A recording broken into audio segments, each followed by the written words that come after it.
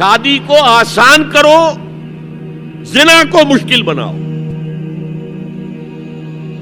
یہاں شادی کے لیے 9 من تیل ہوگا تو رادھا ناچے گی، ورنہ یہ کہ بڑی ہو رہی ہے، عمر ہو رہی ہے، سب کچھ ہو رہا ہے، لیکن کچھ تقاضے تو ہے نا، آخر کچھ تو کرنا ہوتا ہے نا، آخر کچھ نہ کچھ لوگوں کو تو کھانا کھلانا ہی ہوتا ہے نا، بارات تو آخر آئے گی ہی نا، کچھ نہ کچھ تو دینا ہی ہوگا، کچھ جوڑے کپڑے، کچھ یہ اسلام کا فلسفہ جو میں نے 4-5 باتیں آپ کو بتا. فلسفہ یہ ہے کہ لڑکی کے باپ پر 1 پیسے کا بوجھ نہیں. اس نے لڑکی پال پوس کے تمہارے حوالے کر دیا، اب اور کیا چاہتے ہو تم؟ سارا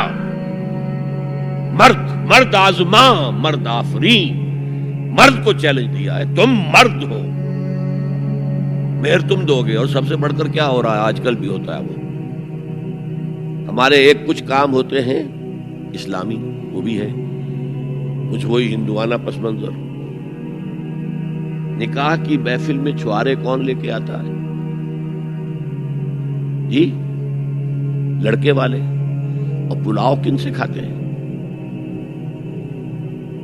بھائی؟ جس کو تمہیں مرغ پلاؤ کھلا رہا ہے وہ چھوارے نہیں بانٹ سکتا تھا؟ یہ ہے اسلام اور غیر اسلام کا امتزاج. چھوارے لڑکے والے لے کر آئیں گے اور پھر دعوت اڑائیں گے لڑکی والوں کی طرف سے. میں نے سنا ہے، میں اس کی تصدیق نہیں کر سکتا، کہ میوات میں جو مسلمان تھے، جو شدی کی تحریک جن پر چلائی گئی تھی، اور بہت سے لوگ شدی ہو بھی گئے تھے، اور اس فتنے کے مقابلے کے لیے مولانا محمد الیاس رحمۃ اللہ علیہ نے یہ تبلیغی سلسلہ شروع کیا تھا. وہاں سنا ہے کہ یہ ہوتا تھا، ایک تو نام بھی آدھے ہندوانہ آدھے مسلمان. اب شادی کرنی ہے، اچھا مولوی جی کو بلا لو، بول پڑھا دیں. لیکن وہ کہتے یہ بول پڑھانے سے یہ ہو گیا شادی؟ یہ تو سمجھ میں نہیں آئی. پھر وہ کہتے تھے پھیرے بھی ڈلوا لو. اب لڑکی کی چادر اور لڑکے کی چادر میں گرہ لگے اور پھر وہ سب کے سامنے 7 چکر لگائیں، تب تو پتا چلا کہ بات پکی ہو گئی، ورنہ یہ کہ قبول کر لیا بس. واللہ عالم یہ لطیفہ ہے یا واقعہ ہے، لیکن یہ مجھے سنایا ہے بعض لوگوں نے کہ یہ وہاں ہوتا تھا. اطمینان نہیں ہوتا تھا، یہ بول کہنے سے بات ہو گئی. بہرحال اب میں آ رہا ہوں تیسرے موضوع پر. اس کا تعلق بھی بنیادی طور پر خاندانی نظام کی مضبوطی کے لیے. خاندانی نظام مضبوط رہے گا جبکہ شوہر اور بیوی کی جتنی جنسی دلچسپی ہے وہ صرف آپس میں مرکوز ہو.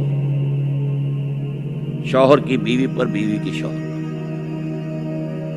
ادھر ادھر نگاہیں جائیں گی. کوئی عورت دیکھی نگاہوں میں کھپ گئی، وہی خواب میں آئے گی، اپنی بیوی کی طرف سے توجہ ہٹ جائے گی.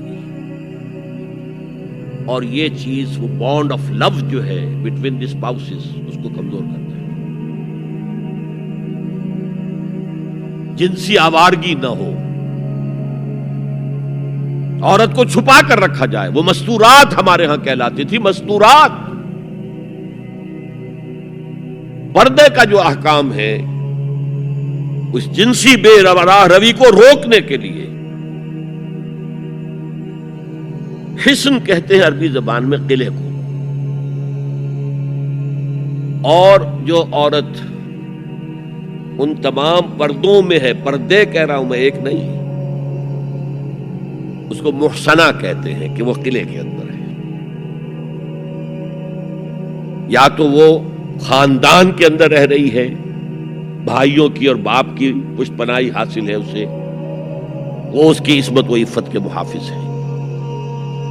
یا وہ شوہر کے گھر میں آ گئی ہے تو وقرن فی بیوتکن، اپنے گھروں کے اندر رہو وقار کے ساتھ، تو وہ ایک قلعے کے اندر ہے. محسنات. اب دیکھیے اس زمانے کی منافقت سب سے بڑی کیا ہے. ایک طرف نفسیات میں کہتے ہیں کہ فرائیڈ بابا آدم ہے جدید نفسیات کا، اور وہ کہتا ہے کہ انسانوں میں سب سے بڑا جذبہ، سب سے بڑا موٹیو جنسی ہے. اللہ نے بڑی کشش رکھی، مرد میں عورت کے لیے، عورت میں مرد کے لیے، لیکن عورت پیسو ہے مزاجن، وہ اقدام نہیں کرتی، آگے نہیں بڑھتی، مرد اقدام کرتا ہے، آگے بڑھتا ہے۔ یہ جو کشش ہے، اس کے نتیجے میں مرد اور عورت کے درمیان بے حجابی گویا کہ آگ پر تیل ڈالنا ہے، آگ بھڑکے گی۔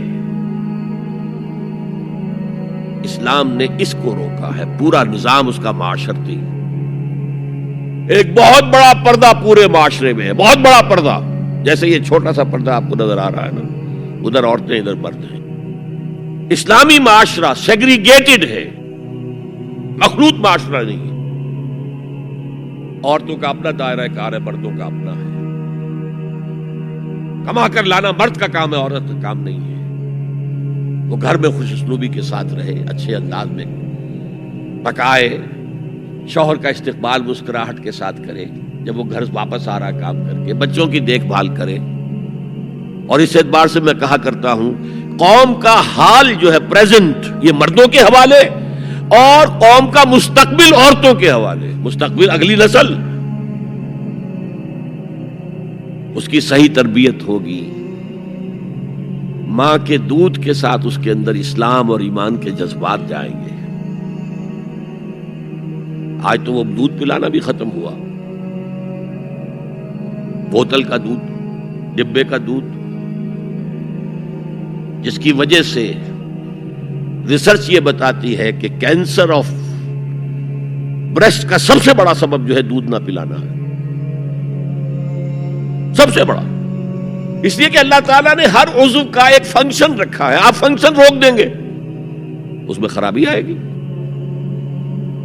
اس اعتبار سے وہ جو اقبال کہتا ہے، مادراں را اسوہ کامل بطول، حضرت فاطمہ زہرا، ماؤں کے لیے کامل اسوہ حضرت فاطمہ رضی اللہ تعالیٰ عنہ۔ آسیہ گرداں و لب قرآن سرا، وہ چکی پیستی تھی اور زبان سے قرآن پڑھتی جاتی تھی۔ اور میں نے اپنے بچپن میں ایسی خواتین کو دیکھا ہے جو چکی پیس رہی ہیں، قرآن پڑھ رہی ہیں، اور چھاتی سے بچہ چمٹا ہوا دودھ پی رہا ہے۔ وہ جو دودھ اس بچے کے حلق میں جا رہا ہے، پیٹ میں جا رہا ہے، اس کی کیا تاثیر ہوگی؟ بطول باش و پنہا شو ازی عصر کہ در آغوش شبیر بگیری، اے مسلمان عورت بطول بن جا، زہرا بن جا، اور اس عصر سے پنہا ہو جا، چھپ جا، علیحدہ ہو جا، تاکہ تیرے آغوش میں حسین جیسا بچہ پیدا ہو۔ یہ پہلا ہے حجاب، سیگریگیشن آف سیکسز۔